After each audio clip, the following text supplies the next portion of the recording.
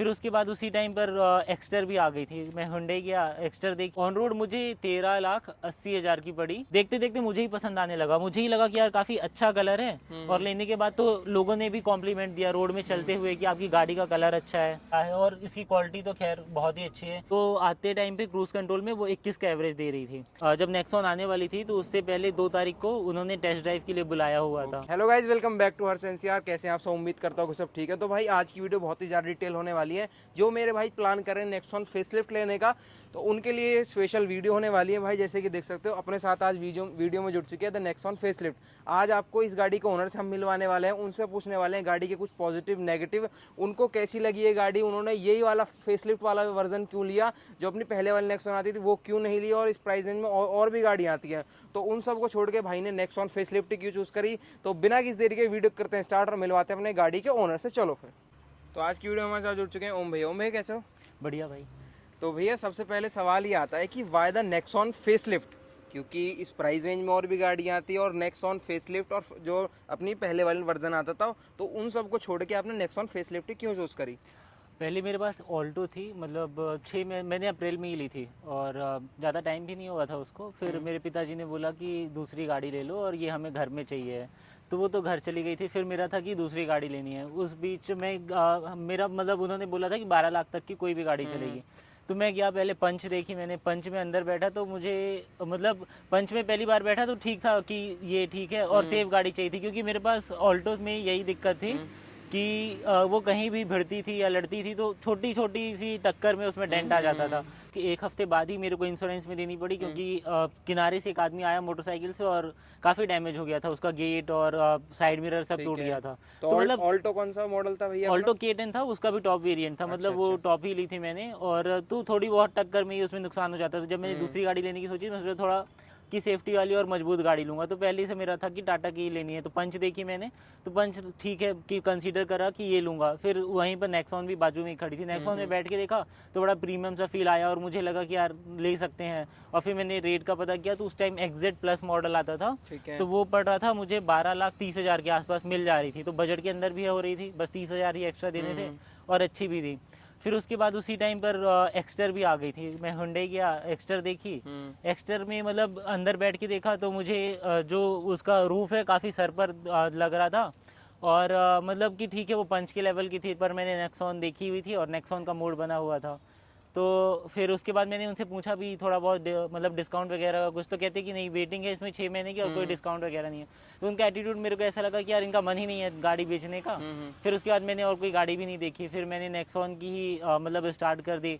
तो रेट पता करा अलग अलग जगह, ग्रेटर नोएडा में और सेक्टर 5 में और 63 में। ठीक है। तो फिर रेट का भी मुझे डिफरेंस मिल रहा था, कुछ 5,000 कम दे रहे थे, कुछ 10,000 कम दे रहे थे। फाइनली मेरे पास सेक्टर 62 से फ़ोन आया, वो बोले कि हम आपको अच्छे रेट में दे देंगे। तो 12,30 में उन्होंने फाइनल करी कि 12,30 में मिल जाएगी।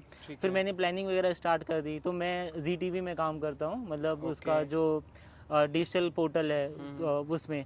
तो फिर मेरे एडिटर सर थे, वो ऐसे ही पूछ रहे थे आप किससे आते हो ये वो करके। मैं बोला पहले ऑल्टो थी, अभी नेक्सॉन लेने की सोच रहा हूँ। तो हम ऑटो भी कवर करते हैं। तो वो कहे कि अरे नेक्सॉन का तो फेसलिफ्ट आ रहा है, तो अभी आप ये लोगे फिर एक महीने में ही पुरानी हो जानी है जैसी फेसलिफ्ट आएगा। तो मैंने और फिर वो दिखाए भी क्योंकि हमारे पास जब नेक्सॉन आने वाली थी तो उससे पहले 2 तारीख को उन्होंने टेस्ट ड्राइव के लिए बुलाया हुआ था। तो हमारे पास मेल भी आया था उसका, तो वो दिखाई भी कि जस्ट वो डेट शायद कुछ 27-28 तारीख की बात थी। तो मुझे लगा कि ठीक है 4-5 दिन में ही ये टेस्ट ड्राइव के लिए भी जाएंगे तो एक्सपीरियंस भी पता चल जाएगा कैसा है। तो फिर उसके बाद मैंने बुकिंग कैंसिल करा दी और उन्हें बोला कि जो मेरा बुकिंग अमाउंट है आप उसमें शिफ्ट कर दो फेस लिफ्ट में। तो फिर उसके बाद यही हुआ कि मैंने देख भी ली, मतलब वो गए जब टेस्ट ड्राइव लेने तो उसके बाद फ़ोटोज़ वगैरह भी आ गई। तो मेरा ये हुआ कि अब इसी को फाइनल करनी है और फिर मैंने उसको ही फाइनल कर दी थी। अच्छा, तो जैसे कि आप बता रहे हो 12:30 की आपको पड़ रही थी, तो ये आपको कितने की पड़ी ऑन रोड? तो इसका ये था कि कुछ प्राइस बढ़ के ही आएगा, मतलब हमेशा जब लॉन्च का हुआ कि लॉन्च होने वाली है तो चर्चा भी यही हो रही थी कि थोड़ा बहुत बढ़ के ही आएगा। और शोरूम में भी मैंने बात करी तो वो यही कह रहे थे कि आपको ये 12-30 की पड़ रही है, वो लोगे तो आपको महंगी पड़ेगी, प्लस हम डिस्काउंट वगैरह कुछ दे नहीं पाएंगे उसमें क्योंकि नई गाड़ी है, वेटिंग होगी है वो करके। तो मैंने कहा ठीक है कि अब वही था ना कि एक साल में मतलब एक महीने में अगर मैं पुरानी लेता तो फिर रीसेल वैल्यू भी उस हिसाब से कम हो जाएगी क्योंकि आपकी 2 जनरेशन गाड़ी उस हिसाब से पुरानी कहलाएगी। तो वही मैंने सोच के 1 लाख रुपए सोचा कि इन्वेस्ट कर ही देंगे, जितना भी पड़ेगा देखी जाएगी उस टाइम पर। फिर जब गाड़ी आई, रेट्स आए, तो पता चला कि 1,80,000 के आसपास एक्स्ट्रा पड़ेगी। और फीचर्स का भी कुछ ऊपर नीचे कर दिया था उन्होंने, क्योंकि जो XZ में मिल रहे थे वो इसमें नहीं थे इट। और उसके हिसाब से मैंने ये वाला वेरिएंट फाइनल किया, क्रिएटिव प्लस, क्योंकि इसके ऊपर और ज़्यादा महंगी गाड़ी थी और नीचे फीचर्स कम थे।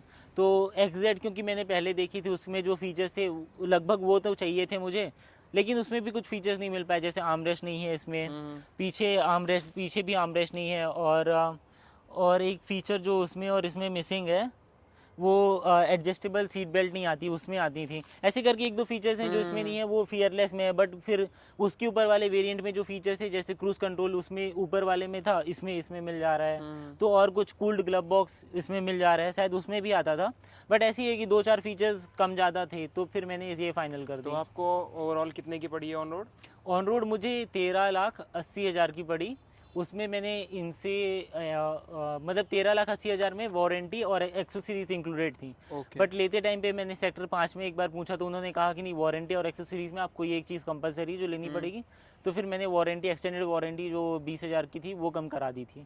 तो वो कम करा के 13,60 की पड़ी लगी। 13,60 की पड़ी लेकिन आपको वो on road? बेचते टाइम पे आपको फोर्स करते हैं कि नहीं, आप एक्सटेंडेड वारंटी भी लो, एक्सेसरीज भी लो, क्योंकि उसी में उनकी कमाई है, तो वो करते भी हैं। लेकिन आपके पास ऑप्शन है, और कुछ दिन बाद तो मेरे को लगता है कि एक्सेसरीज भी कंपलसरी नहीं होगी। हाँ सही कह रहे हो। तो अपना जो वेरिएंट है ये है अपना क्रिएटिव प्लस, हम्म। और इससे ऊपर अगर आता है तो अपना क्रिएटिव प्लस ऐसा आता है जिसमें कि आपको हाँ, सनरूफ सनरूफ मिल जाती है, वो 50,000 एक्स्ट्रा है बाकी। और वेरिएंट वाइज मतलब फीचर्स यही सारे मिलेंगे। और ये होता है कि फीचर्स तो यही मिलते हैं, उसमें सनरूफ एक्स्ट्रा मिल जाती है, लेकिन ओके। फीचर्स के मामले में अगर आपको ऊपर जाना है तो फिर फियरलेस है वो, और थोड़ा Fearless। महंगा पड़ेगा इससे। Okay okay. बाकी गाड़ी की डिज़ाइनिंग वगैरह, जैसे कि इन्होंने काफ़ी ज़्यादा चीज़ें चेंज की हैं, गाड़ी की जो डिज़ाइनिंग है वो काफ़ी ज़्यादा शार्प कर दी है पहले से। तो पुरानी वाली नेक्सॉन से आपको अच्छी लगी है वाली डिज़ाइनिंग जो हाँ, थी? पुरानी वाली में मतलब मैं थोड़ा जब लेने भी जा रहा था, तो मेरा मन में यही चीज़ थी कि पीछे का लुक मुझे उसका पसंद नहीं था। तो यही था कि यार पीछे का लुक पसंद नहीं है। लेकिन जब मैंने ये सुना कि फेसलिफ्ट आ रहा है, और कुछ लीक्ड वीडियोस भी आ चुकी थी उस टाइम पे, फिर मैंने पीछे का डिज़ाइन देखा, तो वो अच्छा लगा मेरे को लगा यार ये तो चेंज है, और एक चीज़ थी जो मुझे पसंद नहीं थी, वो भी अब कंपनसेट हो जाएगी। और आगे का डिज़ाइन और अच्छा था ही पिछले वाली से। तो मैंने कहा ठीक है, फिर मेरे लिए पॉजिटिव पॉइंट है एक चीज़ के लिए, जो मैं मन मार के ले रहा था, पीछे का डिज़ाइन वो मुझे अच्छा मिल रहा था, तो इसलिए भी मैंने फिर वेट करने की सोच ली। तो आपको कितने दिन बाद मिली थी ये बुकिंग के? 14 तारीख को रेट्स आए थे, और मैंने 27 को ली है, तो 13 दिन का अंतर था। अच्छा अच्छा। और उससे भी पहले वो मेरे ख्याल से मेरे को 21-22 को ही गाड़ी मेरी आ गई थी, और वो कह रहे थे कि आप ले जाओ, लेकिन वो फाइनेंस का था, मैंने फाइनेंस खुद करवाया था घर से, तो वही जाना था, डॉक्यूमेंट साइन करने थे, उस बीच जो टाइम लगा, बाकी गाड़ी तो जल्दी ही मिल गई थी मेरे को। अच्छा बट अच्छा। गाड़ी में ये था कि मैंने उनको पहले बोला कि मुझे ग्रे कलर चाहिए, तो वो कह रहे थे ठीक है, हो जाएगा, ये है वो है। बुकिंग अमाउंट मेरा दिया हुआ था, पहले मैंने 5,000 दिया था बुकिंग अमाउंट। वो कह रहे थे कि बुकिंग अमाउंट 21,000 है, तो मैंने सोचा कि फिर मैं डिस्काउंट वगैरह का एक बार पता कर लेता हूँ, क्योंकि इंश्योरेंस में मार्जिन होता है हाँ, उनके हाँ, पास, सही कह जिसमें रहे हो। वो कम ज़्यादा कर सकते हैं। तो वो मेरे को बैठ के बात करनी थी उनसे, इसलिए 2 दिन और लेट हो गया। 14 से मैंने 17 को जाके उनको फाइनल किया और बुकिंग अमाउंट दिया, तो उस हिसाब से फिर मुझे कलर नहीं मिल पाया जो मुझे चाहिए था। फिर वो कहने लगे कि हमारे पास ये कलर अवेलेबल है, तो ये फिर तो ये, टाटा ने नया कलर लॉन्च किया है। हाँ, ये नया कलर लॉन्च किया है। बट इससे पहले जो ज़्यादातर लोग गाड़ियाँ लेते हैं, या तो ब्लू ग्रे होता है, या फिर वाइट होता है, वाइट होता है, सही कह और रहे ब्लैक। अब ये कुछ नया कलर था, तो मैंने काफ़ी लोगों से डिस्कस किया लूँ या नहीं लूँ, तो सबकी मिक्स्ड ओपिनियन थी, यार ये कलर कुछ दिन में पुराना हो जाएगा, तुम खुद ही बोर हो फेड हो जाओगे। जाओगे, फेड हो हाँ, जाएगा। ये सारे थे। फिर देखते देखते मुझे ही पसंद आने लगा, मुझे ही लगा कि यार काफ़ी अच्छा कलर है। और लेने के बाद तो लोगों ने भी कॉम्प्लीमेंट दिया रोड में चलते हुए कि आपकी गाड़ी का कलर अच्छा है। तो उसके बाद तो खैर खुद ही अच्छा लगने लगा जब लोग तारीफ करने लगे। तो गाड़ी की रोड प्रेजेंस कैसी है सर? जैसे कि अभी जो है टाटा ने नई फेसलिफ्ट लॉन्च की, बहुत ही कम लोगों के पास है ये। हाँ, तो गाड़ी की रोड प्रेजेंस वगैरह कैसी लगी आपको? रोड प्रेजेंस तो अच्छी है, मतलब पहले भी नेक्सॉन लोग पसंद ही कर रहे थे उसके लिए, साइज़ के लिए और सारे फीचर्स के लिए, और अभी भी वैसी ही है, और लुक्स और अच्छे हो गए हैं, तो अब और ज़्यादा लोग देखते हैं एक बार। मतलब जब भी गाड़ी में कहीं खड़ी करता हूँ या कहीं जाता हूँ, तो एक बार आते हैं पूरी देखने के लिए कि है क्या ये। हाँ, और एक डाउट उनको कलर के कारण रहता है कि ये इलेक्ट्रिक है क्या, हाँ, तो ये थोड़ा सा जो है ना कलर कॉम्बिनेशन हाँ, इस बार चेंज है। तो वो कलर के कारण पूछते हैं। बाकी सबको इंटरेस्ट आता है एक बार ही गाड़ी में कि है क्या ये।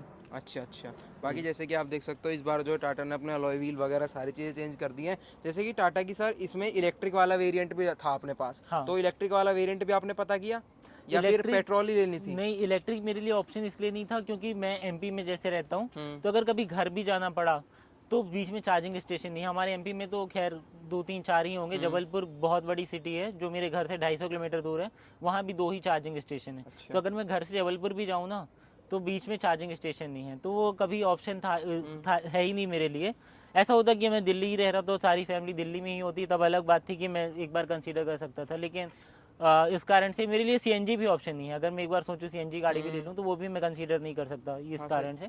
और ये था कि डीजल एक ले सकता था मैं, बट डीजल का वही था कि 1 लाख रुपये और ज़्यादा महंगी थी। फिर मेरे को लगता है 1 लाख रुपये अगर डीजल में लगाओ तो फिर ऊपर वाला वेरिएंट पेट्रोल में आ जाएगा, ये वो करके। और यहाँ पर ज़्यादा अंतर नहीं है पेट्रोल में और डीजल में, मतलब हमारे यहाँ 2 रुपये पेट्रोल और ज़्यादा महंगा है। अच्छा। और डीजल तो खैर बहुत मतलब वो डीजल का अंतर भी वहाँ पर भी नहीं है, इसलिए फिर मैंने सोचा पेट्रोल ही बेटर ऑप्शन है एक। और मेरी रनिंग भी उतनी नहीं है कि मतलब जैसे डीजल में एवरेज अच्छा मिल जाता है, टॉर्क अच्छा मिलता है, तो वो उस कारण से वो एडवांटेजियस है। लेकिन रनिंग इतनी नहीं है। 3 किलोमीटर मेरा ऑफिस है, 6 किलोमीटर दिन का चलना है। बाहर गया ऋषिकेश चले जाऊँगा ज़्यादा 250 किलोमीटर या उससे आगे। अब उतना में मैं 1 लाख रुपए दूँ, उतना पेट्रोल भी नहीं मैं डालूंगा 1 साल में या 2 साल में। रनिंग के हिसाब से जो है, कम रनिंग के हिसाब से पेट्रोल की गाड़ी हाँ बेस्ट है। हाँ, किफ़ायती है। बट वो है कि थोड़ा टॉर्क और पावर का लैग तो मिलता है, लेकिन ठीक है, कौन सी रेस लगानी है। हाँ सही कह रहे हो, आजकल तो वैसे भी लोग आराम से हाँ गाड़ी चलाते हैं, कोई इतना जल्दी में नहीं चलाता है। हाँ। क्या अगर सर जैसे कि आप अपने किलोमीटर वगैरह की बात आ चुकी है, तो अपना एवरेज वगैरह क्या निकाल रही है नेक्सॉन? अभी तो जैसे मैं पिछली बारी ग्रेटर नोएडा गया था तो लौटते में मैं हाईवे में क्रूज़ कंट्रोल में गाड़ी डाल दी थी मैंने, और पेट्रोल डलाते ही साथ मैंने ट्रिप सेट कर दिया था। तो आते टाइम पे क्रूज़ कंट्रोल में वो 21 का एवरेज दे रही थी। ठीक है। घर पहुंचते हुए, और घर पहुंच के मैंने चेक नहीं किया, फिर अगले दिन मैं 62 गया था, सेक्टर 62, थोड़ा गाड़ी के काम से, और आया तो 18 का दिखा रही थी। फिर सिटी में चलते चलते अब वो 12-13 के बीच में है। लेकिन हाईवे में अच्छा एवरेज निकाल देती है। आप क्रूज़ कंट्रोल पे चलाओ तो बढ़ते जाता है एवरेज। तो वही है कि ऑन एन एवरेज लेके चलो आप सिटी और हाईवे का मिला के, तो 15 के आसपास आपको मिल जाएगा। बट आप सिटी में चलाओगे तो 13 का ही दे पाएगी वो। 13 का ही दे पाएगी। हम्म। बाकी आप लोगों ने गाड़ी एक्सटीरियर से देख लिया, आपको गाड़ी दिखाते हैं इंटीरियर से। सर एक बार गाड़ी के अंदर बैठेंगे प्लीज़। हाँ।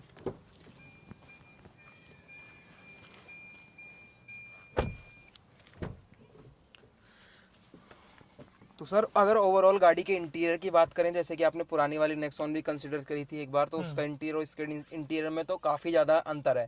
तो इसका इंटीरियर बेस्ट लगा है फिर उसका? मुझे इसका इंटीरियर, मतलब दोनों का ही इंटीरियर मुझे अच्छा लगा, क्योंकि स्पेशियस लगता है अंदर बैठ के। बहुत ज़्यादा ऐसे छोटी गाड़ी नहीं लगती है चीज़ें, क्योंकि यहाँ पे भी अच्छा खासा इन्होंने स्पेस दिया है, सारी चीज़ें। तो गाड़ी मतलब बैठने में ही लगती है प्रीमियम टाइप की। और कुछ चीज़ें जो उसमें और इसमें अंतर हैं, ये एक तो ये जो उन्होंने दिया है ये कलर के हिसाब से, ठीक है, ये सॉफ्ट गाड़ी के, सॉफ्ट टच। हाँ गाड़ी के कलर के हिसाब से इसका भी कलर चेंज होता है। अगर आप पर्पल वाली लोगे तो ये पर्पल होगा। सीट्स का कलर भी उस हिसाब से चेंज हो जाता है, वाइट में वाइट होता है। प्लस स्क्रीन बड़ी मिल रही थी, उसकी स्क्रीन थोड़ा छोटी थी। इसके बेजल्स खैर बड़े हैं, अगर मैं ऑन करके दिखाऊं तो इसके बेजल्स काफ़ी बड़े हैं कुछ इस तरह से। हाँ। तो लेकिन स्क्रीन अच्छी है। उसका यूआई काफ़ी पुराना था, इसका नया है, तो उसमें थोड़ा ये प्रीमियम लगता है। तो ये चीज़ है इसमें, और उसमें जो अंतर थी। प्लस स्टीयरिंग पूरा चेंज हो गया, तो स्टीयरिंग मेरे को ये काफ़ी अच्छा लगता है। रात में काफ़ी अच्छा लुक आता है इसका। जब लाइट वाइट बंद होती है, अगर आप चल रहे हो हाईवे में तो अंदर तो कोई लाइट नहीं होती, तो काफ़ी ये ब्राइट सा दिखता है और अच्छा लगता है। काफ़ी लग्जरी फील आती है स्टीयरिंग के उसके हिसाब से। हम्म। बाकी आप देख सकते हो गाड़ी का इंटीरियर वगैरह कुछ इस हिसाब से रहने वाला है। सर अगर सेफ्टी वगैरह की बात करें तो गाड़ी में कितने एयरबैग मिल जाते हैं आपको? इसमें 6 एयर बैग्स आते हैं। अच्छा, 6 एयरबैग आते हैं। और बाकी हाँ। अपने जो हिल डिसेंट कंट्रोल वगैरह वो सारी चीज़ें मिल जाती हाँ, हैं? इसमें हिल डिसेंट कंट्रोल तो मिलता है, मतलब कि हिल होल्ड होता है 2 सेकेंड का, ओके। जो होता है कि आप अगर इंक्लिनेशन में खड़ी है तो वो 2 सेकेंड होल्ड कर लेती है। तो वो एक फीचर है, लेकिन मैंने अभी ट्राई किया नहीं, क्योंकि हो सकता है उतना इंक्लिनेशन मिला नहीं मेरे को कि मैं ट्राई कर पाऊँ। बाकी और अलग सेफ्टी फीचर्स ऐसे हैं कि अगर आप गीली सड़क में चल रहे हैं, बारिश हो रही है, तो आपका ब्रेक बीच बीच में लगता रहता है, ताकि आपकी डिस्क सूखी रहे, तब आप जब ब्रेक मारो तो स्लिप ना हो। एक दूसरा इसमें फीचर है कि जब आप हाई स्पीड में चल रहे हो तो आपका ब्रेक पहले से पंप हो जाएगा, तो जब भी आप ब्रेक मारोगे तो आपको कोई लैग नहीं मिलेगा और तुरंत गाड़ी रुक जाएगी। तो वो एक अच्छा सेफ्टी फीचर है। मतलब जनरली सेफ्टी फीचर्स में बात होती है एयर बैग्स की ही, कि कितने एयर बैग हैं, और बाकी ये सारे फीचर्स भी हैं जो इंटरनल होते हैं और ज़्यादातर हमें पता नहीं होता, क्योंकि मैं ऑटो कवर करता हूँ, इसलिए मतलब वैसे तो हम कंज्यूमर इलेक्ट्रॉनिक्स कवर करते हैं जी में, और साथ में ऑटो भी कवर करते हैं, तो थोड़ा बहुत इसलिए मेरे को इन फीचर्स के बारे में पता है जो इसमें आते हैं। और बाकी बिल्ड क्वालिटी तो है ही टाटा की अच्छी। और सर कुछ गाड़ी के नेगेटिव और पॉजिटिव पॉइंट की बात करें तो अपनी तरफ से क्या रहने वाले हैं? नेगेटिव में वैसा कुछ खास तो है नहीं, प्राइस रेंज के हिसाब से सारी चीज़ें मिल जाती हैं। और अब बाकी एडस वगैरह का फीचर्स, लेकिन वही है, वो सेल्टोस वगैरह में आता है तो उससे आपसे पैसे भी आपको ज़्यादा देने पड़ते हैं। इस प्राइस रेंज में तो ठीक है, जो फीचर्स मिल रहे हैं, मतलब मेरे को अभी तक ऐसा नहीं लगा कि यार कुछ कम ज़्यादा है इसमें। स्क्रीन भी सही है, यूआई भी सही है, सारी चीज़ें सही हैं। अब एवरेज इंजन के हिसाब से ठीक है, हाईवे में 18 का दे देगी, जहाँ तक मैंने ट्राई किया है और पता है मुझे, अभी 13 का दे रही है। और पावर भी ठीक है, स्पोर्ट्स मोड में जैसे सिटी में चलाओ तो थोड़ा ब्रेक भी डिले होते हैं और पावर भी कम होती है, क्योंकि मोड ही सिटी है और आपको इतनी ज़रूरत नहीं है सिटी में। स्पोर्ट्स मोड में डाल दो तो आपको अलग पंप मिल जाता है पावर का, तो वो भी नहीं कह सकता मैं कि पावर में कुछ कमी मेरे को मिल रही है। और ऐसी तो कोई चीज़ नहीं है जो मुझे कम लगी हो। और डीलर मतलब कि गाड़ी लेते टाइम पे भी कुछ एक्सपीरियंस उतना खास बेकार था नहीं। वो थोड़ा बहुत होता है कि जब अपने ही गाड़ी लो तो, क्योंकि सब जल्दीबाजी में रहते हैं, गाड़ी भी लिमिटेड अवेलेबल होती हैं, तो दो चार चीज़ें ऊपर नीचे होती हैं, लेकिन वो वही है कि वो उस टाइम के हिसाब का है। बाकी गाड़ी लेते टाइम पे मेरा कोई खास बुरा एक्सपीरियंस था नहीं किसी चीज़ को लेके, तो हाँ मतलब मैं सेटिस्फाइड ही हूँ सारी चीज़ों से। अच्छा, आप मतलब गाड़ी लेके ना सेटिस्फाई हो पूरा का हाँ पूरा। और बाकी जैसे कि इसमें आपको 360 डिग्री कैमरा वगैरह हाँ। मिल जाता है, उसकी क्वालिटी वगैरह कैसी रहती है अरे सर? वो तो बहुत प्रीमियम है, मतलब उसके कारण मुझे, मतलब कि मैं किसी भी टाइट स्पेस में आराम से गाड़ी पैक कर लेता हूँ, और ऐसा नहीं होता कि मैं 4 बार आगे पीछे देख रहा हूँ। मतलब इतना देख के मुझे सब क्लियर रहता है कि ओके। कहाँ पर गाड़ी है, कितनी जगह है, क्या है। और इसकी क्वालिटी तो खैर बहुत ही अच्छी है, ये तो काफ़ी रिव्यूज़ में लोगों ने बोला भी है कि काफ़ी बहुत अच्छी क्वालिटी अच्छी है, तो वो तो है। और जहाँ जब मैं घर से अपने निकलता हूँ तो रास्ता भी काफ़ी कंजेस्टेड सा है, गाड़ियाँ खड़ी रहती हैं, लेकिन कभी कोई इशू नहीं होता। मैं 360 में डाल के और देखते हुए निकल जाता हूँ, तो ओके, ये सारी चीज़ें हैं। तो ये भी बेनिफिशियल है बहुत ज़्यादा, है ना? जो मेरे भाई कंजस्टेड में ज़्यादातर गाड़ी वगैरह चलाते हैं तो उनके लिए ये अपना 3D में है, और पहले अपना 2D में, जैसे कि सर ने अभी कन्वर्ट किया है ये अपना हाँ, कुछ इस यहाँ तरह से से। ये चेंज हो जाता है, ये 2D में, ये 3D ये में है। 3D में है। तो वैसे ये वाला जो इतना पोर्शन है, आप उसी को ही देख के गाड़ी बैक कर लोगे, लगा लोगे, और कोई दिक्कत नहीं होती। ओके। बाकी सर जैसे कि मैं, और भी जो हमारे देखने वाले व्यूवर्स हैं, अगर वो गाड़ी प्लान कर रहे हैं नेक्सॉन फेसलिफ्ट का, तो आप अपनी तरफ से उन्हें रिकमेंड करना चाहोगे कि हाँ फेसलिफ्ट एक बार ड्राइव करके देखें, बेशक लेना है ना लेना उनके ऊपर है? हाँ मतलब गाड़ी अगर आप लेने की सोच रहे हो और एक सेफ गाड़ी, तो बेस्ट है ये नेक्सॉन लेना। बाकी मेरी गाड़ी मैनुअल है, कुछ लोग एएमटी और डीसीए भी लेते हैं, बट मैंने अभी तक एएमटी चलाई भी नहीं, और मेरे को लगता है कि गाड़ी का कुछ मतलब कंट्रोल ज़्यादा अच्छा रहता है मैनुअल गियर में, कि आप अपने हिसाब से ही चेंज कर सकते हो। और मैंने सुना भी है कि एएमटी का मेरे ख्याल से एवरेज भी थोड़ा कम होता है, जहाँ तक मुझे कंफर्म है नहीं, लेकिन जहाँ तक मैंने सुना है कि एएमटी का एवरेज भी कम होता है, तो मुझे उस हिसाब से भी मैनुअल चाहिए थी, और मैंने हमेशा से मैनुअल चलाई है, इसलिए मैंने मैनुअल ले ली। लेकिन बाकी आप कंसीडर कर सकते हो, नेक्सॉन एक अच्छी गाड़ी है, और अभी तक का मेरा एक्सपीरियंस तो अच्छा ही रहा सारी चीज़ में, और ड्राइविंग एक्सपीरियंस भी अच्छा है, तो मैं तो रिकमेंड करूँगा अगर किसी को लेना है और 13-14 लाख की गाड़ी लेना है तो बेस्ट नेक्सॉन है। फेसलिफ्ट बेस्ट है। और ये हाँ वाला वेरिएंट, बाकी वेरिएंट आप अपने हिसाब से कंसिडर कर सकते हाँ हो। ये अपना जो वेरिएंट है ये है अपना क्रिएटिव प्लस। हाँ, फीचर्स की चॉइस होती है और बजट का भी होता है। अगर आपके पास बजट है और आपको फीचर्स चाहिए, तब तो ठीक है कि आप क्रिएटिव ले सकते हो। अगर आपके पास मतलब अगर बजट भी कम है, थोड़ा फीचर्स भी कम चाहिए, तो मतलब वही है कि पैसे जितने आप दोगे उतने ही फीचर्स मिलेंगे। अगर आपके मतलब कि आपको लग रहा है कि बजट कम है, तो आप थोड़े फीचर्स भी कट कर सकते हो। और वैसा भी है कि कुछ लोगों को लगता है कि यार ज़रूरत नहीं है, जैसे क्रूज़ कंट्रोल। अब मेरे को खुद को ज़रूरत नहीं होती, क्योंकि मेरी सिटी की रनिंग है। अब फीचर ठीक है, मुझे ये लेना था क्योंकि स्क्रीन चाहिए थी मुझे, और ये 2-4 फीचर्स एक्स्ट्रा चाहिए थे, कूल ग्लब बॉक्स जैसे चाहिए था मुझे, तो उसमें क्रूज़ कंट्रोल मिल रहा था, मैंने कहा ठीक है इसलिए ले लेते हैं। अभी अगर किसी को है कि यार छोटे स्क्रीन में भी चल जाएगा मेरा, और कूल्ड ग्लब बॉक्स नहीं भी होगा तो भी चलेगा, तो फिर आप ये आपका कम हो जाएगा क्रूज़ कंट्रोल वाला ऑप्शन, तो आप नीचे वाले वेरिएंट में भी, आप अच्छी गाड़ी है आप ले सकते हो, आपके बजट में भी आ जाएगी फिर। तो अभी इनके पास मेरे ख्याल से कुछ 27 ऑप्शन है गाड़ी लेने में, ओके। तो वो आपके लिए और एडवांटेजियस है कि आप 27 ऑप्शन है, आप अपने बजट के हिसाब से चूज़ कर सकते हो आपको चाहिए क्या है। मतलब आपको बेस से स्टार्ट होगा कि आपको सेफ गाड़ी मिल जाएगी एयरबैग्स के साथ और ये सारे फीचर्स के साथ, फिर आप उसमें ऐड और रिमूव कर सकते हो, तो आपके पास वो लीवे है। ये ऐसा नहीं है कि आपको बस 4 गाड़ियां हैं, 4 में ही आप चूज़ कर लो, आपके पास एक रेंज है पूरी, उस बजट के हिसाब से आप अपने हिसाब से परफेक्ट चूज़ कर सकते हो। ओके। बाकी ये थी अपनी एक छोटी सी वीडियो वगैरह कैसी लगी नीचे कमेंट करके बताना। अगर किसी को भी अपनी गाड़ी का रिव्यू वगैरह कराना है तो भाई डिस्क्रिप्शन में मेल आ रही होगी, मेल कर लेना, ये एकदम फ्री रहता है, कोई दिक्कत वाली बात नहीं है। बाकी मिलते हैं नेक्स्ट वीडियो, ठीक है, टाटा बाय बाय।